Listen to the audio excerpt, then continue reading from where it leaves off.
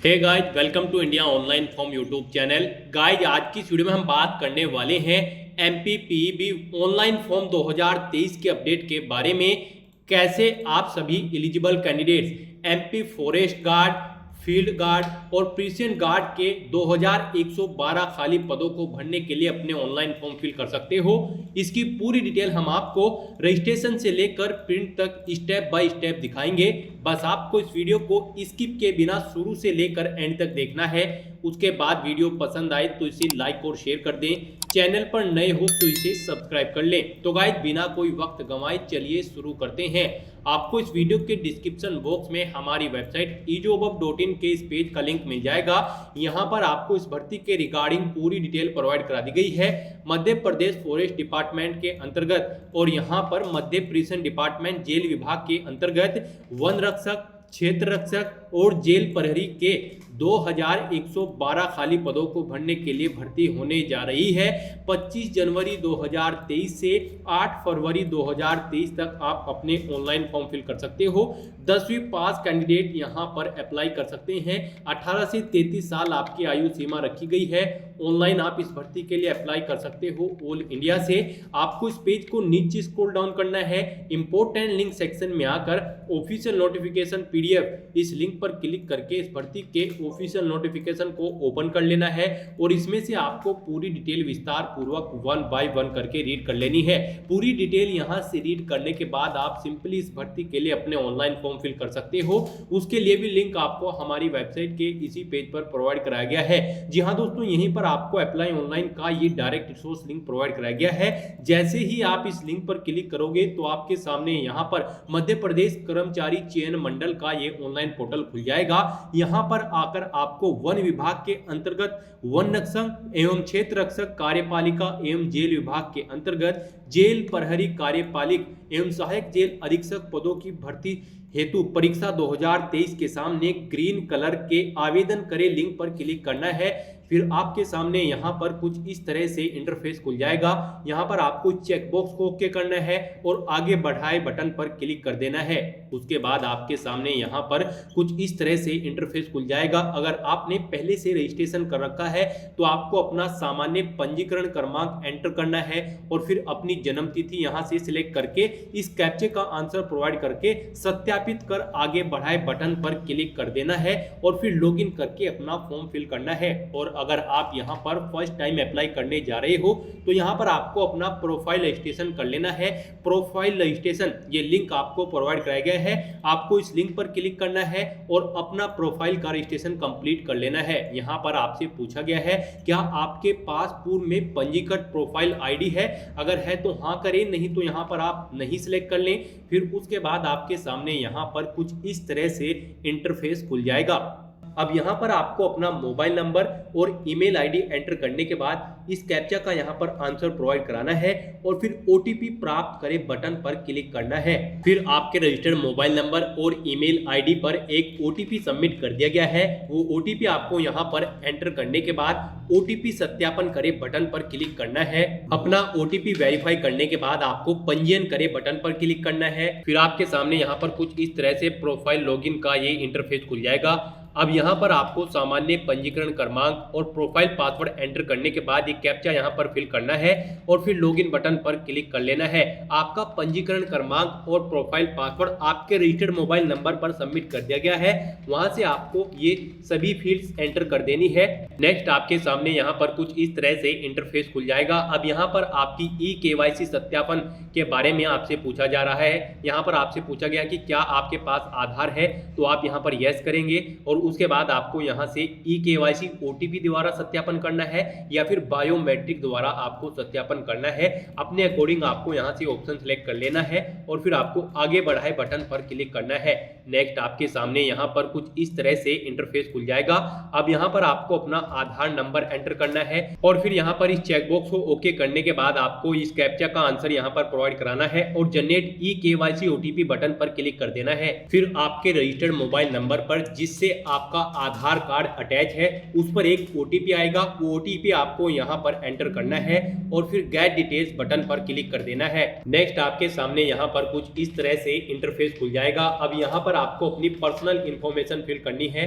सबसे पहले यहाँ पर आपको अपना नाम एंटर करना है, फिर आपको लास्ट नेम एंटर कर देना है। नेक्स्ट यहाँ पर आपको अपने फादर या हस्बैंड का नाम एंटर करना है, फिर आपको अपनी मदर का नाम एंटर करना है। नेक्स्ट यहाँ पर आपको अपनी डेट ऑफ बर्थ 10वीं की क्लास की जो आपकी मार्कशीट है उसके अकॉर्डिंग इस कैलेंडर में से सिलेक्ट कर लेनी है। फिर यहाँ पर आपसे पूछा गया कि क्या आप मध्य प्रदेश के मूल निवासी हैं, अगर हैं तो आप हाँ सिलेक्ट करेंगे, नहीं तो आप नहीं सिलेक्ट कर लेंगे। उसके बाद आपको अपना जेंडर सिलेक्ट कर लेना है, फिर आपको अपनी श्रेणी यहाँ से सिलेक्ट कर लेनी है, अनरिजर्व, SC ST या फिर OBC। उसके बाद यहाँ पर आपको अपनी उच्च शैक्षणिक योग्यता का स्तर सिलेक्ट कर लेना है। फिर आपको यहाँ पर आपके निवास का क्षेत्र पूछा गया है, आप ग्रामीण क्षेत्र से हो या फिर शहरी क्षेत्र से, अपने अकॉर्डिंग आपको यहाँ पर ये ऑप्शन सिलेक्ट कर लेने हैं। फिर आपसे यहाँ पर आपकी विकलांगता का विवरण पूछा गया है, क्या आप आवेदक विकलांग है। अगर आप न्यूनतम 40% से ज़्यादा विकलांग हो तो आप हाँ करोगे, नहीं तो यहाँ पर आप नहीं सिलेक्ट कर लोगे। अगर आप हाँ सिलेक्ट करते हो तो आपको यहाँ पर अपनी विकलांगता के प्रकार का भी ऑप्शन सिलेक्ट करना होगा। नेक्स्ट यहाँ पर आपको अपना मैरिटल स्टेटस सिलेक्ट कर लेना है। अगर आप मैरिड हो तो आप हाँ सिलेक्ट करोगे, नहीं तो आप नहीं सिलेक्ट कर लोगे। हाँ अगर आप सिलेक्ट करते हो तो यहाँ पर आपको कुछ डिटेल्स प्रोवाइड करानी होगी, जैसे आपकी विवाह की तिथि, अंतिम बच्चे की जन्म तिथि, अगर जुड़वा बच्चे हैं तो उनकी इन्फॉर्मेशन आपको यहाँ पर प्रोवाइड करा देनी है। नेक्स्ट यहाँ पर आपको अपना वर्तमान पता एंटर करना है। इसमें आपको अपना मकान नंबर, गली, गांव या मोहल्ला नंबर, राज्य, तहसील और पिन कोड एंटर कर देना है। साथ ही साथ जिला भी आपको यहाँ से सिलेक्ट कर लेना है। फिर आपसे पूछा गया है कि क्या आपके शरीर पर कोई पहचान के लिए चिन्ह है, अगर है तो यहाँ पर आपको उस जगह का नाम एंटर कर देना है, अदरवाइज यहाँ पर आपको नो मार्क एंटर करना है। फिर आपसे पूछा गया है परीक्षा कक्ष में प्रस्तुत की जाने वाला फोटो युक्त पहचान पत्र में आप क्या यहाँ पर प्रोवाइड कराओगे, वोटर ID कार्ड, आधार कार्ड, अपने अकॉर्डिंग यहाँ से आपको ऑप्शन सिलेक्ट कर लेना है। फिर आपसे यहाँ पर पूछा गया है कि क्या आपको फिंगर बायोमेट्रिक परीक्षण में कोई समस्या है, अगर है तो आप हाँ सिलेक्ट करेंगे, नहीं तो आप नहीं सिलेक्ट कर लेंगे। और अगर आप हाँ सिलेक्ट करते हो तो फिर यहाँ पर आपको उसका कारण सिलेक्ट कर लेना है, आपकी उंगलियों में क्या समस्या है, यहाँ पर आप अपने अकॉर्डिंग ऑप्शन सिलेक्ट करोगे। उसके बाद आपसे पूछा गया है क्या आप अपने बैंक खाते का विवरण देना चाहते हो, यस या नो यहाँ पर आपको सिलेक्ट कर लेना है। फिर आपको इस चेकबॉक्स को ओके करना है घोषणा पत्र में और पंजीकृत करें बटन पर क्लिक कर देना है। नेक्स्ट आपके सामने यहाँ पर कुछ इस तरह से इंटरफेस खुल जाएगा। अब यहाँ पर आपको अपना फोटो, सिग्नेचर और हैंड रिटन टेक्स्ट अपलोड कर देना है। उसके लिए आपको फॉर्मेट यहीं पर प्रोवाइड कराया गया है। आपको क्लिक हियर डाउनलोड टेम्पलेट इस लिंक पर क्लिक करना है। फिर यहाँ पर आपके सामने कुछ इस तरह से इंटरफेस खुल जाएगा। यहाँ पर आपके फोटो का साइज 4.5 सेंटीमीटर होना चाहिए। हस्ताक्षर के लिए भी आपको यहाँ पर ये बॉक्स प्रोवाइड कराया गया है, इसमें आपको अपने हस्ताक्षर करने हैं और यहाँ पर स्वघोषणा, सेल्फ डिक्लेरेशन यानी कि हैंड रिटन टेक्स्ट आपको इस बॉक्स में राइट कर देना है। और फिर उसके बाद यहाँ पर आप इसका सैंपल भी चेक कर सकते हो। व्यू सैंपल इमेज इस लिंक पर क्लिक करने के बाद आप अपने इन डॉक्यूमेंट्स का पूरा सैंपल यहाँ से चेक कर सकते हो। ऐसे यहाँ पर आपको अपना फोटो अपलोड करना है और अपने हस्ताक्षर करने हैं और यहाँ पर इस बॉक्स में आपको अपना सेल्फ डिक्लेरेशन टेक्स्ट एंटर कर देना है। और उसके बाद यहाँ पर आपको इस चूज फाइल बटन पर क्लिक करके इसको फाइल को अपलोड कर देना है और फिर व्यू इमेजेस बटन पर क्लिक करने के बाद आप अपने इस इमेज को चेक कर सकते हो। गाइस यहाँ पर आपका फोटो, सिग्नेचर और हैंड रिटन टेक्स्ट एक ही फाइल में आपको ऐसे सेटअप कर देना है। और फिर यहाँ पर मुझे अपना फोटो उचित स्थान पर सही और स्पष्ट दिखाई दे रहा है, इस चेकबॉक्स को, और हस्ताक्षर के सामने भी इस चेकबॉक्स को, और यहाँ पर हस्तलिखित टेक्स्ट के सामने इस चेकबॉक्स को ओके करना है और फिर upload photo, signature, handwritten text button पर क्लिक कर देना है। नेक्स्ट यहाँ पर आपको अपनी जन्म तिथि प्रमाण पत्र और अनुसूचित जाति और अनुसूचित जनजाति या फिर अन्य पिछड़ा वर्ग का प्रमाण पत्र भी चूज फाइल बटन पर क्लिक करके फाइल को सिलेक्ट कर लेना है और फिर अपलोड बटन पर क्लिक करके अपना ये डॉक्यूमेंट्स भी अपलोड कर देने हैं। तो इस तरह से यहाँ पर अपने फोटो, सिग्नेचर और ये हैंड रिटन इमेज अपलोड करने के बाद आपको अपनी कास्ट सर्टिफिकेट और यहाँ पर अपनी जन्म सर्टिफिकेट यानी कि बर्थ सर्टिफिकेट अपलोड करने के बाद सबमिट डिटेल बटन पर क्लिक करना है। नेक्स्ट आपके सामने यहाँ पर कुछ इस तरह से इंटरफेस खुल जाएगा और फिर उसके बाद आपको यहाँ पर नीचे स्क्रॉल डाउन करने के बाद प्रिंट प्रोफाइल रिसिप्ट बटन पर क्लिक करके अपनी प्रोफाइल की एक रिसिप्ट प्रिंट ले लेनी है। फ्यूचर रेफरेंस के लिए। तो इस तरह से यहाँ पर आपकी प्रोफाइल का सक्सेसफुली रजिस्ट्रेशन हो चुका है। अब आपको यहाँ पर एक सामान्य पंजीकरण क्रमांक प्रोवाइड करा दिया गया है।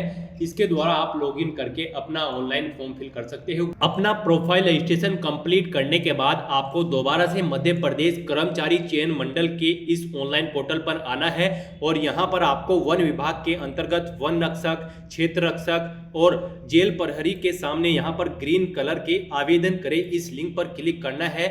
फिर आपके सामने यहाँ पर कुछ इस तरह से इंटरफेस खुलेगा। आपको इस चेकबॉक्स को ओके करना है, आगे बढ़ाए बटन पर क्लिक करना है। उसके बाद आपको अपना सामान्य पंजीकरण क्रमांक यहाँ पर एंटर करना है और अपनी डेट ऑफ बर्थ इस कैलेंडर में से सिलेक्ट कर लेनी है। फिर इस कैप्चे का आपको यहाँ पर आंसर करना है और सत्यापित कर आगे बढ़ाए बटन पर क्लिक करके आपको लॉगिन कर लेना है। लॉगिन करने के बाद आपके सामने यहाँ पर कुछ इस तरह से इंटरफेस खुल जाएगा। अब आपको इस पेज को नीचे स्क्रॉल डाउन करना है और यहाँ पर आगे बढ़ाए बटन पर क्लिक कर देना है। फिर आपके सामने यहाँ पर एक नया इंटरफेस खुलेगा। यहाँ पर आपको इस पेज को नीचे स्क्रॉल डाउन करना है और फिर यहाँ पर आपको अपनी क्लास सेलेक्ट कर लेनी है। अगर आप संवर्ग क्लास से हो, भूतपूर्व सैनिक, होम गार्ड या फिर बिना वर्ग, अपने अकॉर्डिंग यहाँ पर आपको ऑप्शन सेलेक्ट कर लेना है। फिर यहाँ पर आपसे पूछा गया है अगर आप आयु सीमा में छूट चाहते हो तो यहाँ पर आप ऑप्शन सेलेक्ट कर सकते हो। अगर आप भूतपूर्व सैनिक हो तो यहाँ पर आपने जो सेवा की है वो आपको माह में एंटर कर देनी है। और उसके बाद यहाँ पर आपसे पूछा गया है क्या आप 1/1/1963 के बाद राष्ट्रीय छात्र सेना में पूर्णकालिक कैडेट अनुदेशक के रूप में भर्ती किए गए हैं। अगर किए गए हैं तो हाँ करें, नहीं तो नो सेलेक्ट कर लें। उसके बाद आपसे मध्य प्रदेश शासन के अधीन छटनी शुदा कर्मचारी अगर हैं तो आप हाँ करें, नहीं तो नहीं करें। उसके बाद आपसे पूछा गया क्या आप विधवा, परित्यागता, तलाकशुदा है।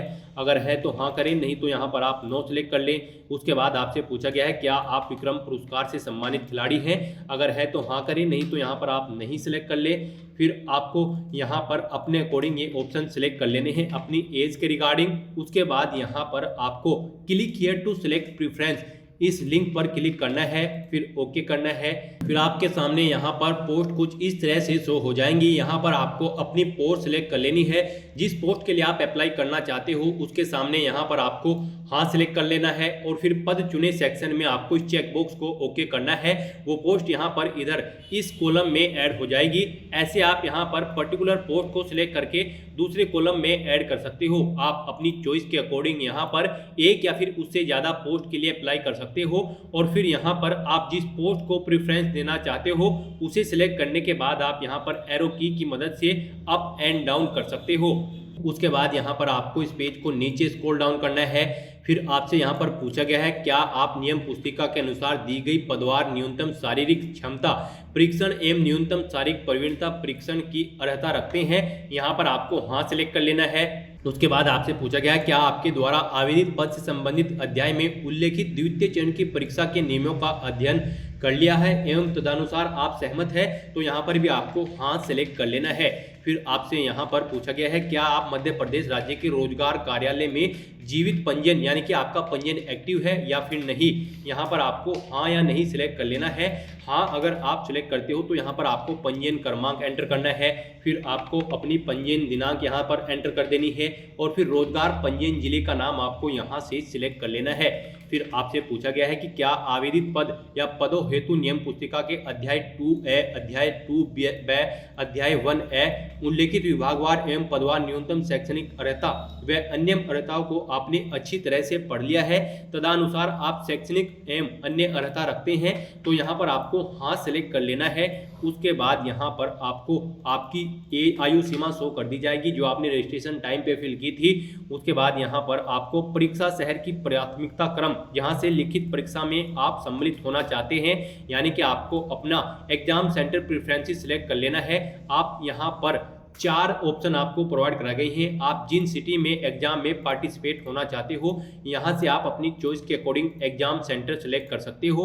उसके बाद यहाँ पर आपको इस चेक बॉक्स को ओके करना है घोषणा पत्र वाले और फिर आगे बढ़ाए बटन पर क्लिक कर देना है। नेक्स्ट आपके सामने यहाँ पर कुछ इस तरह से इंटरफेस खुल जाएगा। आपके एप्लीकेशन फॉर्म का पूरा प्रीव्यू यहाँ पर आपको शो कर दिया गया है। आपको इस पेज को नीचे स्क्रॉल डाउन करना है और प्रिंट बटन पर क्लिक करके अपने एप्लीकेशन फॉर्म का एक प्रिंट आउट ले लेना है, फ्यूचर यूज के लिए, फ्यूचर रेफरेंस के लिए। उसके बाद यहाँ पर आपको प्रोसीड टू पेमेंट इस लिंक पर क्लिक करना है और अपने एप्लीकेशन फीस का अमाउंट आपको यहाँ पर पे कर देना है।